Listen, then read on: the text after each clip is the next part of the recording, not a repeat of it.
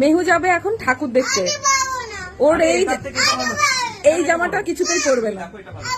তাহলে এইটা পর, এটা ভালো তো, এইটা ভালো বেশি। আরে হ্যাঁ, এটা বেশি ভালো। কে বলেছে ভালো না? বিয়ে ঝগড়া জামা পরা নিয়ে।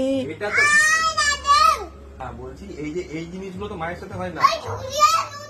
কি বোঝাতে চাইছিস তুই আমাকে? তুই আমাকে কি বোঝাতে চাইছিস? না রেখে কেন দেবো? তুই আমাকে কি বোঝাতে চাইছিস? বাঘাকে পরিয়ে দিতে বলছে।